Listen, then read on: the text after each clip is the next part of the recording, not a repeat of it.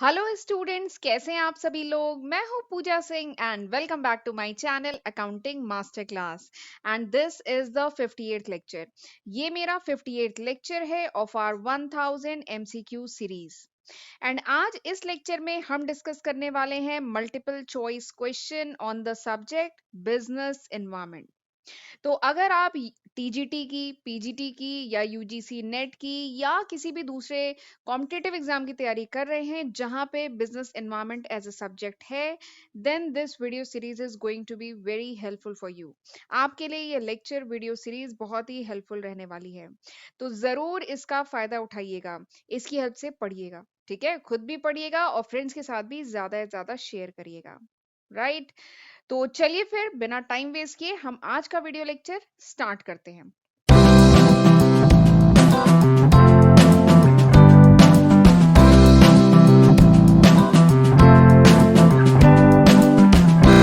पहला question, first question, which of the following is not an objective of competition act 2002।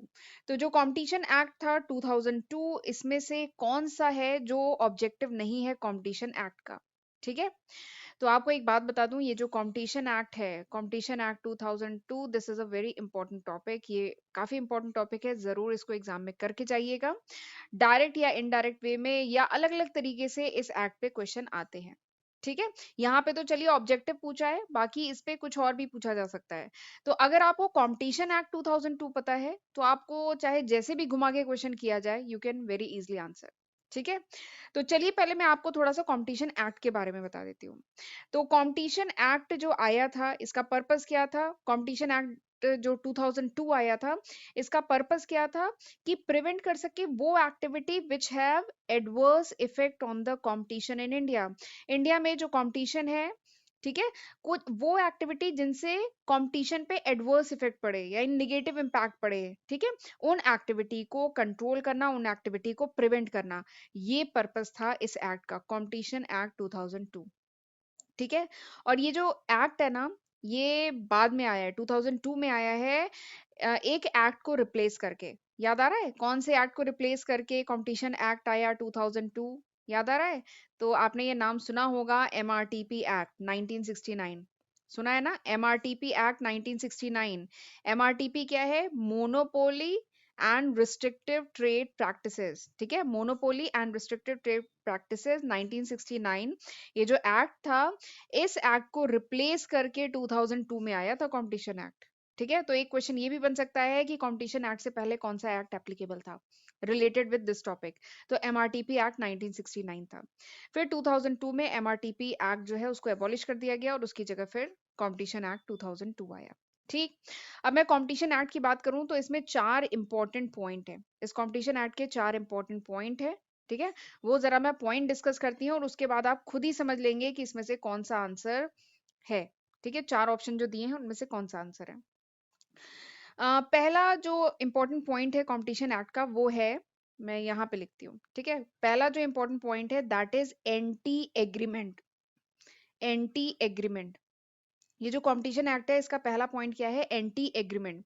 इसका मतलब क्या है कि कोई भी इंडिविजुअल हो चाहे इंटरप्राइज हो, ठीक है, वो इस टाइप की कोई भी डील नहीं करेगा, कोई भी अग्रीमेंट नहीं करेगा, ठीक है, related with production, related with supply, related with distribution, जिसका निगेटिव इम्पैक्ट पड़े on the competition in India. India में जो कंपटीशन है उस पर निगेटिव इम्पैक्ट पड़े, ऐसा कोई भी डील, कोई भी एग्रीमेंट नहीं किया जाएगा बिटवीन एनी इंडिविजुअल या इंटरप्राइज। ठीक है, तो यही इसका पहला पॉइंट था, एंटी एग्रीमेंट। दूसरा जो इंपॉर्टेंट पॉइंट है कंपटीशन एक्ट का, that is abuse of dominant position. Abuse of dominant position, ठीक है, डोमिनेंट पोजीशन। इसका क्या मतलब है कि कोई भी इंडिविजुअल या एसोसिएशन ऑफ इंडिविजुअल या फिर इंटरप्राइज अपनी जो डोमिनेंट पोजीशन है, यानी स्ट्रॉन्ग जो डोमिनेंट पोजीशन है, उसका फायदा नहीं उठाएगा, उसका अब्यूज नहीं करेगा, ठीक है, जिससे कंपटीशन पे निगेटिव इंपैक्ट पड़े। तो ये इसका दूसरा पॉइंट था। तीसरा पॉइंट रिलेटेड विद कॉम्बिनेशन। तीसरा जो इंपॉर्टेंट पॉइंट है इस एक्ट का, वो रिलेटेड विद कॉम्बिनेशन है। देखिए, एक्यूसिएशन, मर्जर, ये तो होते हैं, ठीक है, लेकिन ये जो कॉम्बिनेशंस होते हैं, एक्यूसिएशन या जो मर्जर होते हैं, this should not cross the limit. इस एक्ट के तहत जो एक्यूसिएशन हो, अगर दो या दो से ज्यादा कंपनी कंबाइन करे, मर्जर करे, ठीक है, तो वो एक लिमिट में होना चाहिए, वो लिमिट नहीं क्रॉस होना चाहिए। अगर लिमिट क्रॉस हुआ तो वो इलीगल होगा। ठीक है, तो ये तीसरा इंपॉर्टेंट पॉइंट था। चौथा इंपॉर्टेंट पॉइंट था that is CCI, competition commission of India. CCI, competition commission of India, ये एक बॉडी स्टैब्लिश की गई जिसका काम था to promote and sustain the interest of consumer. जो कंज्यूमर हैं उनके इंटरेस्ट को प्रमोट करे, सस्टेन करे। Consumer sorry, competition commission of India. ठीक है, तो ये भी स्टैब्लिश किया गया। तो ये चार इंपॉर्टेंट पॉइंट है कॉम्पिटिशन एक्ट 2002 से रिलेटेड। तो अब जरा चारों ऑप्शन हम देख लेते हैं। क्वेश्चन तो याद है ना, क्वेश्चन है कि कौन सा ऑब्जेक्टिव नहीं है कॉम्पिटिशन एक्ट का। तो जरा इसके ऑप्शंस देख लेते हैं। पहला क्या है, prohibition of abuse of dominant position. तो यहाँ पे तो हमने बात की है, कंपटीशन एक्ट में कहा गया था कि जो अगर कोई डोमिनेंट पोजीशन पे है, कोई कंपनी, कोई इंडिविजुअल, तो उसका एब्यूज नहीं करेगा, तो उसको प्रिवेंट करना भी इस कंपटीशन एक्ट का पार्ट था। तो ये तो इसका ऑब्जेक्टिव है। ठीक। दूसरा क्या है, prohibition of restrictive trade practices, यानी जो रिस्ट्रिक्टिव ट्रेड प्रैक्टिसेस है उसको प्रोहिबिट किया जाए, तो इसकी तो बात इसमें नहीं हुई है। अगला क्या है, prohibition of anti competitive agreement. तो इसकी मैंने बात की है ना, ये कॉम्पिटिशन एक्ट में एंटी कॉम्पिटिटिव एग्रीमेंट, यानी कोई ऐसा एग्रीमेंट जिससे कंपटीशन रिड्यूस हो, ठीक है, वो नहीं होना चाहिए, तो ये भी ऑब्जेक्टिव है। रेगुलेशन ऑफ कॉम्बिनेशन, यानी एक्यूसिएशन मर्जर एक लिमिट में होना चाहिए, तो ये भी ऑब्जेक्टिव है। तो मेरे ख्याल से आपको आंसर समझ में आ गया है, option B is the correct answer. Competition act 2002 में ये जो ऑप्शन बी है इसके बारे में बात नहीं हुई है, this is not the objective of competition act 2002। ठीक। चलिए अगला क्वेश्चन देखते हैं। अगला क्वेश्चन क्या है, relaxing the restrictions and control imposed on business and industry means, यानी बिजनेस या इंडस्ट्री पे जो भी रूल रेगुलेशन है उनको अगर रिलैक्स किया जाए, ठीक है, जो भी रिस्ट्रिक्शंस हैं, जो भी कंट्रोल्स हैं, उनको अगर रिलैक्स किया जाए, तो उससे क्या कहा जाएगा, उसे क्या लिबरलाइजेशन कहा जाएगा, प्राइवेटाइजेशन कहा जाएगा, ग्लोबलाइजेशन कहा जाएगा, कि एफडीआई कहा जाएगा। ठीक है, तो अभी लास्ट टू लास्ट लेक्चर में मैंने आपको बताया था कि जो न्यू इंडस्ट्रियल पॉलिसी आई थी 1991 में, उसमें तीन इंपॉर्टेंट पॉइंट थे, याद है, एलपीजी, लिबरलाइजेशन, प्राइवेटाइजेशन, ग्लोबलाइजेशन, यहाँ पे उसी की बात हो रही है। लिबरलाइजेशन का मतलब आपको बताया था, लिबरलाइजेशन मतलब, वैसे मैंने लास्ट टू लास्ट लेक्चर में डिटेल में डिस्कस किया है, तो मैं यहाँ थोड़ा शॉर्ट में ही बता रही हूँ। लिबरलाइजेशन मतलब उदारवादी पॉलिसी, यानी जो भी रूल रेगुलेशन है, जो भी लॉज हैं, ठीक है, जो भी रिस्ट्रिक्शंस पहले लगे हुए थे, जो भी कंट्रोल हैं, उनको थोड़ा लिबरल करना। लिबरलाइजेशन मतलब लिबरल करना, उदार करना, रिलैक्स करना, तो दैट इज लिबरलाइजेशन। प्राइवेटाइजेशन का क्या मतलब है, कि जो गवर्नमेंट का स्टेक है, ठीक है, जो गवर्नमेंट कंपनीज है, गवर्नमेंट ओन कंपनीज हैं, ठीक है, उसमें गवर्नमेंट के स्टेक को कम करना, उनके स्टेक को बेचना और उसको प्राइवेट सेक्टर के हाथ में बेचना, तो that is called privatisation. Globalisation क्या है, ये जो ग्लोबलाइजेशन है ये क्या है, this is the integration of the one economy with some foreign economy, यानी एक इकोनॉमी का किसी फॉरेन इकोनॉमी के साथ इंटीग्रेट करना, ठीक है, ग्लोबल लेवल पे जाना, जिसमें इंटीग्रेशन लोगों का भी हो, कंपनीज का भी हो, गवर्नमेंट का भी हो, तो दैट इज ग्लोबलाइजेशन। ठीक है, तो ये हो गया ग्लोबलाइजेशन। और एफडीआई तो मैंने अभी पिछले लेक्चर में आपको बताया है, एफडीआई क्या है, फॉरेन डायरेक्ट इन्वेस्टमेंट। ठीक है, फॉरेन कंपनी अगर इंडिया की रिस्पेक्ट में बात करूं, अगर फॉरेन कंपनी इंडिया की किसी कंपनी में इन्वेस्टमेंट करती है, तो दैट इज कॉल्ड एफडीआई, उसको फॉरेन डायरेक्ट इन्वेस्टमेंट कहते हैं ना। तो इसकी तो यहाँ पे बात ही नहीं हो रही है। तो यहाँ पे आपको अब मेरे ख्याल से समझ में आ गया होगा कौन सा आंसर सही है, option A is the correct answer, कि जो भी कंट्रोल है, जो भी रिस्ट्रिक्शन है, उसको रिलैक्स करना मतलब लिबरलाइजेशन। राइट, चलिए आगे बढ़ते हैं। अच्छा, आगे बढ़ने से पहले मैं आपको अपने चैनल के बारे में थोड़ा सा बताना चाहूंगी। This is the list of subject जो मैं आज की तारीख यानी जुलाई 2022 तक अपने चैनल पे अपलोड कर चुकी हूँ। मेरे चैनल पे आपको कॉमर्स स्ट्रीम के जो डिफरेंट सब्जेक्ट्स हैं उनकी लेक्चर वीडियो सीरीज मिलती है। आज की तारीख तक मैं 450 से भी ज्यादा वीडियो लेक्चर्स अपने चैनल पे अपलोड कर चुकी हूँ। और मैं ये बात कह रही हूँ कि आज की तारीख, क्योंकि ऐसा हो सकता है कि आप कुछ महीने बाद अगर वीडियो देख रहे हैं या कुछ साल बाद देख रहे हैं, तो होपफुली मैं इसमें काफी न्यू सब्जेक्ट ऐड कर चुकी होंगी। ये अभी तक है, जुलाई 2022 तक। ठीक, इन सभी की सेपरेट प्लेलिस्ट मैंने अपने चैनल पे बनाई हुई है, तो जरूर एक बार उन्हें चेक करें और उनकी हेल्प से पढ़ें। और चैनल पे पहली बार आए हैं, चैनल को नहीं सब्सक्राइब किया है तो सब्सक्राइब जरूर करिएगा, नोटिफिकेशन बेल भी प्रेस करिएगा, तभी आपको मेरे जो अपकमिंग वीडियोस हैं उनकी नोटिफिकेशन मिल पाएगी।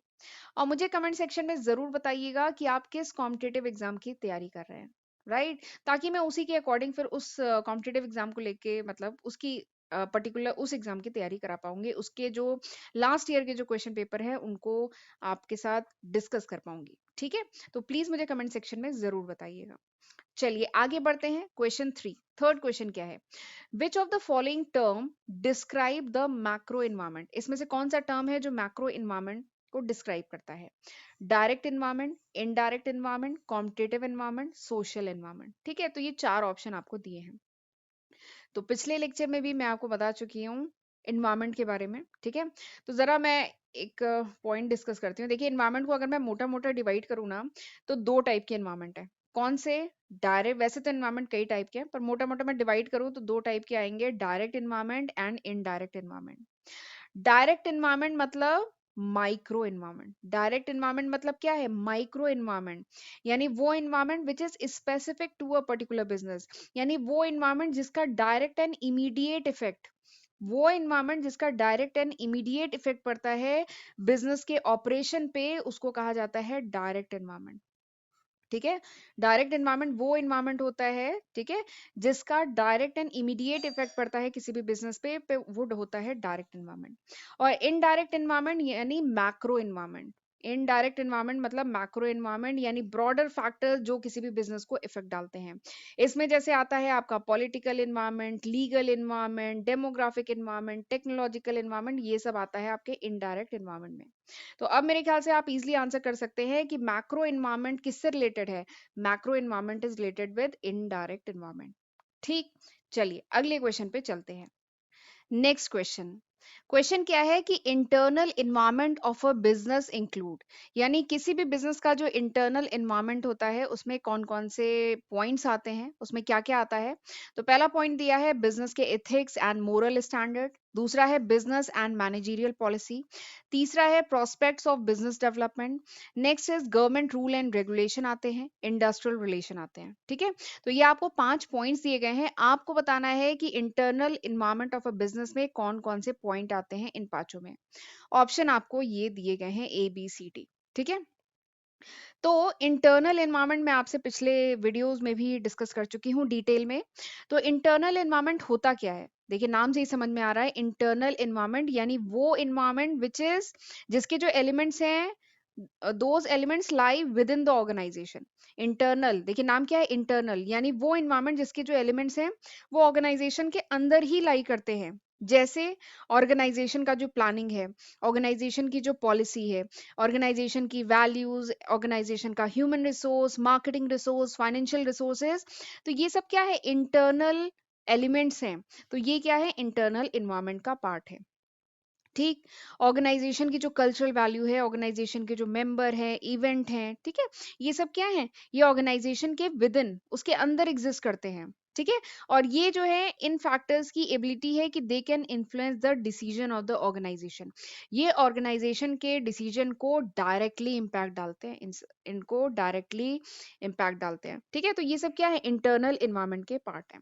जबकि अगर मैं बात करूं एक्सटर्नल इन्वायरमेंट, ठीक है, तो नाम से ही खैर समझ में आ रहा है, एक्सटर्नल यानी वो ग्रुप ऑफ फैक्टर, वो condition which is outside the organisation, जो ऑर्गेनाइजेशन, अगर ये आपकी ऑर्गेनाइजेशन है, ऑर्गेनाइजेशन के बाहर के फैक्टर्स, ठीक है, जो इफेक्ट करते हैं ऑर्गेनाइजेशन पे, जो इफेक्ट डालते हैं ऑर्गेनाइजेशन पे, जैसे economic environment, political environment, legal environment, social environment, global factors, technological environment, तो ये सब क्या है, एक्सटर्नल इन्वायरमेंट के पार्ट है, ठीक है। गवर्नमेंट के रूल एंड रेगुलेशन, ये भी क्या है, एक्सटर्नल एनवायरनमेंट के पार्ट है, ठीक।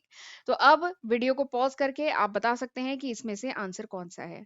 तो देखिए business ethics and moral standard, ये तो इंटरनल एनवायरनमेंट है, ठीक है। अगला क्या है, बिजनेस एंड मैनेजरियल पॉलिसी, ये भी इंटरनल है। प्रोस्पेक्ट ऑफ बिजनेस डेवलपमेंट, ये भी इंटरनल है। इंडस्ट्रियल रिलेशन, ये भी इंटरनल है, लेकिन जो गवर्नमेंट के रूल एंड रेगुलेशन है, दिस इज एक्सटर्नल एनवायरनमेंट के फैक्टर है, ठीक है।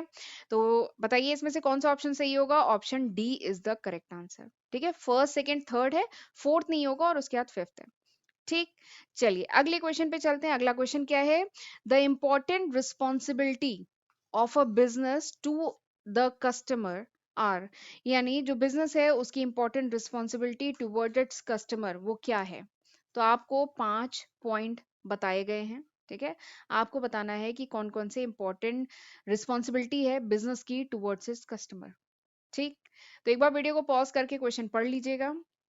तो मैं आपको थोड़ा सा बता देती हूँ कि किसी भी बिजनेस की बेसिक रिस्पॉन्सिबिलिटी क्या है towards its customer, towards it's consumer. ठीक, तो हम जानते हैं जो कंज्यूमर होता है this is the king of the market, market का किंग होता है, मेन सोर्स ऑफ रेवेन्यू होता है किसी भी बिजनेस ऑर्गेनाइजेशन के लिए। बिजनेस को पैसा कहाँ से आता है, रेवेन्यू कहाँ से आता है, कस्टमर से ही तो आता है। ठीक है, तो बिजनेस की कुछ रिस्पॉन्सिबिलिटी है टुवर्ड्स इट्स कस्टमर, कस्टमर की तरफ बिजनेस की कुछ रिस्पॉन्सिबिलिटी है। चलिए देख लेते हैं क्या क्या रिस्पॉन्सिबिलिटी है। पहली क्या है, to supply better quality of goods. किसी भी बिजनेस की ये रिस्पॉन्सिबिलिटी है अपने कस्टमर की तरफ कि वो better quality of goods provide करे at right time at reasonable price. ठीक, दूसरी क्या रिस्पॉन्सिबिलिटी है कि अगर कोई चेंज आता है regarding its business, regarding its product, तो वो इन्फॉर्म करे कस्टमर को। ठीक है, to provide information about the change introduce by business, business ने अगर कोई चेंज इंट्रोड्यूस किया है तो उसे इन्फॉर्म करे। ठीक, तीसरा जो पॉइंट आता है जो रिस्पॉन्सिबिलिटी है that is to avoid unfair trade practices. कोई भी अनफेयर ट्रेड प्रैक्टिसेस प्रैक्टिसेस नहीं करनी चाहिए, जैसे ब्लैक मार्केटिंग या अडल्ट्रेशन। ठीक है, कुछ मिलावट नहीं करनी चाहिए, फॉल्स एडवर्टाइजिंग नहीं करनी चाहिए। तो ये भी बिजनेस की रिस्पॉन्सिबिलिटी है टुवर्ड्स इट्स कस्टमर। ठीक, नेक्स्ट क्या है कि बिजनेस को कोशिश करनी चाहिए, नेसेसरी स्टेप लेने चाहिए ताकि वो अपने प्रोडक्ट की जो क्वालिटी है उसको और ज़्यादा इंप्रूव कर सके और उसकी प्राइस को रिड्यूस कर सके। ठीक है, और जो डिस्ट्रीब्यूशन का नेटवर्क है उसको भी और ज़्यादा इंप्रूव कर सके। तो ये सारी रिस्पॉन्सिबिलिटी है किसी भी बिजनेस की टुवर्ड्स इस कस्टमर। ठीक, अब जरा इन पांचों पॉइंट को पढ़ लेते हैं और देखते हैं कौन सा पॉइंट इसमें ट्रू है कौन सा फॉल्स है।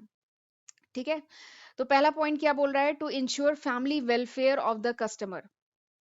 ठीक है, तो बिजनेस की क्या ये रिस्पॉन्सिबिलिटी है कि जो कस्टमर है उसके फैमिली वेलफेयर को भी इंश्योर करे, तो ये इसकी कोई डायरेक्ट रिस्पॉन्सिबिलिटी नहीं है, ये नहीं होगा।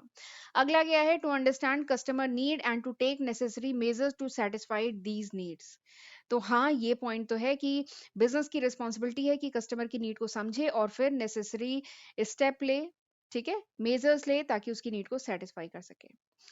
तो ये पॉइंट है। तीसरा पॉइंट क्या है, to ensure health condition of a customer. तो कस्टमर की हेल्थ कंडीशन ये बिजनेस की रिस्पॉन्सिबिलिटी नहीं है। ठीक है, गलत प्रोडक्ट ना प्रोवाइड करे बट हेल्थ कंडीशन कस्टमर की कैसी है वो इंश्योर करना बिजनेस का रिस्पॉन्सिबिलिटी नहीं है, तो ये पॉइंट नहीं होगा। अगला क्या है, to ensure that the product supply has no adverse effect on the customer. हाँ, ये रिस्पॉन्सिबिलिटी है कि बिजनेस की रिस्पॉन्सिबिलिटी है कि बिजनेस ने जो भी प्रोडक्ट जो भी सर्विसेज भी प्रोवाइड की हैं अगर कस्टमर को, तो उसका कोई गलत इम्पैक्ट, एडवर्स इम्पैक्ट या कोई हेल्थ कंडीशन उसकी वजह से कस्टमर की नहीं खराब होनी चाहिए। तो ये पॉइंट है। ठीक है, अगला क्या है, to provide opportunity for being heard and to redress genuine grievances. तो ये पॉइंट भी है कि बिजनेस की रिस्पॉन्सिबिलिटी है कि बिजनेस जो है वो कस्टमर को ये अपॉर्चुनिटी प्रोवाइड करे कि अपॉर्चुनिटी ये प्रोवाइड करे कि अगर कस्टमर के साथ कुछ मतलब कह लीजिए कोई डिस्प्यूट हो गया है, ठीक है, कस्टमर को अगर कोई गलत प्रोडक्ट मिल गया या कोई भी प्रॉब्लम हो गई है, ठीक है, तो उसकी प्रॉब्लम को हियर्ड किया जाए, सुना जाए और उसको प्रॉपर उसका सॉल्यूशन उसको प्रोवाइड किया जाए, उसके ग्रीवेंसेस को सॉल्व किया जाए। ठीक है, तो ये भी बिजनेस की रिस्पॉन्सिबिलिटी है। ठीक है, तो यानी सेकेंड और कौन सा, फोर्थ और फिफ्थ इज करेक्ट। तो सेकेंड फोर्थ फिफ्थ कहाँ पे है, बताइए कौन सा ये है, ऑप्शन सी। तो option C is the correct answer. ठीक है, आपको मिल गया ऑप्शन सी। ठीक, option C is the correct answer. तो चलिए, this was all about today's video. ये था पूरे आज का वीडियो का कंटेंट। आई होप आपको आज जो मैंने क्वेश्चन डिस्कस किए हैं वो अच्छे से समझ में आए होंगे। तो तब तक इसको पढ़ के रखिएगा। अब अगले वीडियो में हम बिजनेस एनवायरनमेंट की कुछ और क्वेश्चन करेंगे, उसके बाद हम अगला सब्जेक्ट उठाएंगे। ठीक है, तो चलिए फिर मिलेंगे अगले लेक्चर में, तब तक अपना ध्यान रखिएगा। God bless you.